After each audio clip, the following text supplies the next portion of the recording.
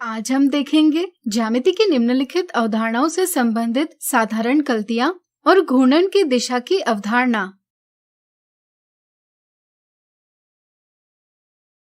साधारण गलती 1। कुछ बच्चों की यह समझ होती है कि कोण का माप उसकी भुजाओं की लंबाइयों पर निर्भर करता है। जैसे यहाँ 2 कोण दर्शाए हैं। अगर बच्चों को पूछा जाए कि इनमें से बड़ा कोण कौन सा है, तो वे जवाब देते हैं कोण PQR, क्योंकि इसकी भुजाएं बड़ी है। लेकिन यह एक गलत समझ है। अगर हम दोनों कोणों को एक के ऊपर एक व्यवस्थित करेंगे तो हमें ज्ञात होगा कि दोनों कोणों का माप बराबर है। या फिर हम चांदे के उपयोग से दोनों कोणों का माप लेकर भी पता कर सकते हैं कि दोनों कोण समान हैं। इसलिए ध्यान रहे, कोणों की तुलना कोणों के माप के आधार पर की जाती है, न कि भुजाओं की लंबाइयों के आधार पर।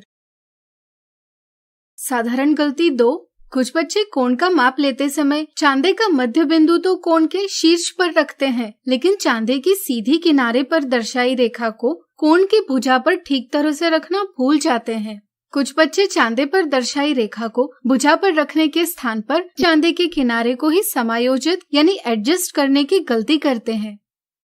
इन दोनों गलतियों से कोण का माप गलत प्राप्त होता है। इसलिए ध्यान रहे, मध्य बिंदु के साथ चांदे की सीधी किनारे पर दर्शाई रेखा को कोण की भुजा पर ठीक तरह से रखना भी जरूरी है। इससे कोण का सही माप प्राप्त होता है। साधारण गलती 3। जब बच्चे कोण का माप लिखते हैं तो बच्चे माप के साथ अंश को दर्शाना नजरअंदाज कर देते हैं। याद रहे, अंश यानी डिग्री कोण की इकाई है, इसलिए कोण के माप के साथ इसे व्यक्त करना आवश्यक है।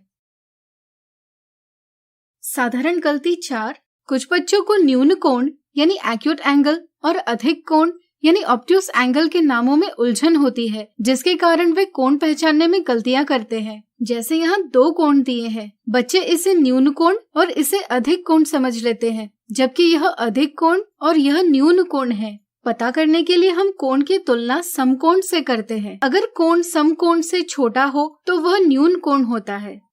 अगर कोण समकोण से बड़ा हो तो वह अधिक कोण होता है। इसी के साथ घूर्णन की दिशा यानी डायरेक्शन ऑफ रोटेशन की अवधारणा को समझें।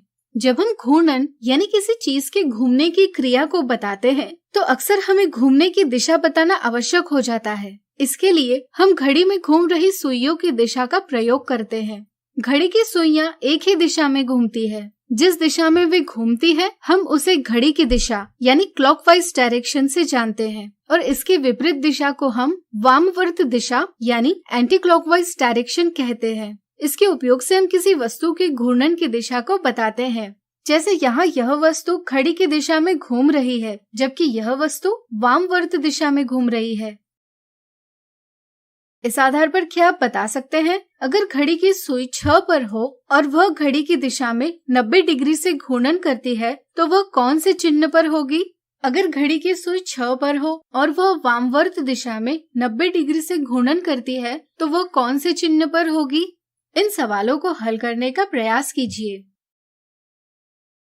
तो आज हमने देखी ज्यामिति की निम्नलिखित अवधारणाओं से संबंधित साधारण गलतियां और घूर्णन की दिशा की अवधारणा।